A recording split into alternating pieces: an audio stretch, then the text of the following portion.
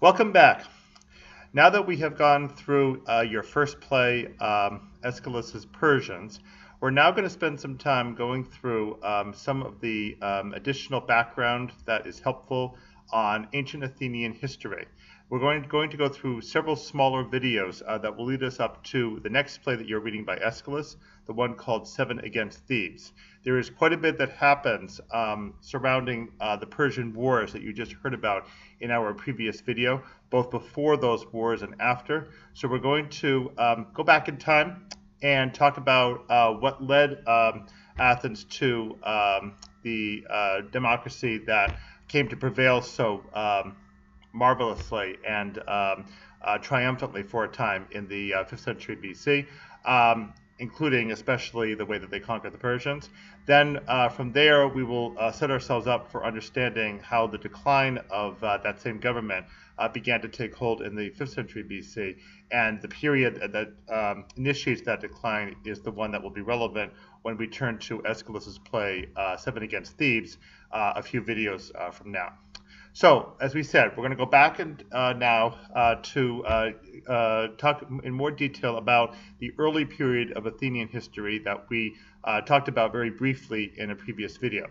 So first of all, just to recap this term polis, understand again that a polis is defined in Greek as a city, but really a city-state, meaning that besides the physical city, that it also includes the territory surrounding that particular physical city that's under the political control of the political government, the polis government, and also includes all the various institutions that could include the government itself, could include education and philosophy and the financial sector, trade, slavery, marriage, all the various elements of social life that you'll be reading about in the world of Athens. All of that is compacted together under the umbrella of polis.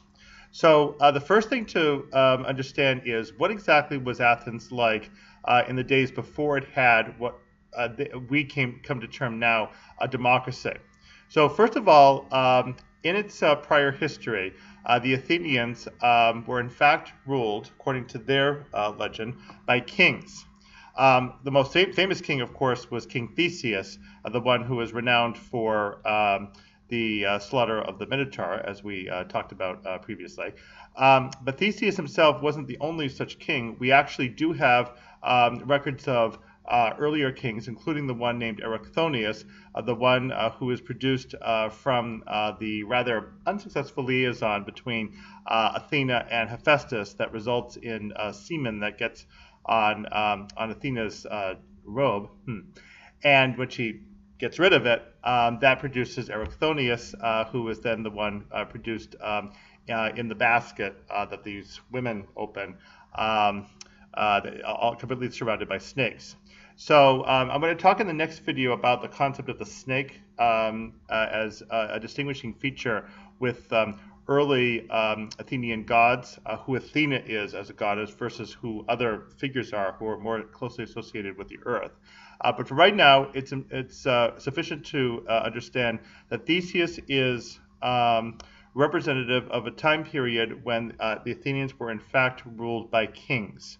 Now, Theseus himself, if he existed, would have probably been there quite a bit before the real polis period of Athens. He would have to be dated something like, let's say, a few centuries before Athens was really getting going as a polis. But it appears from the stories told about him that there were elements of his reign that appeared to be the predecessors for some of the later institutions that existed with Athens quite a bit later. First of all, Theseus is the one given credit for an act referred to as synoecism, that's Synoecism, which is essentially the union of the territory around Athens. You should, in fact, consult with your map in order to see where that is. You have Athens, and you have the region around called Attica. That region, Attica, is brought under political control like a tight net under the auspices of the city of Athens. Theseus, the king, is the one who is given credit for that act. And Theseus is also given credit for turning most of his power over to the demos, which is to say the populace, and thereby essentially giving the people their first opportunity in Athenian history to run the Athens as a governmental unit.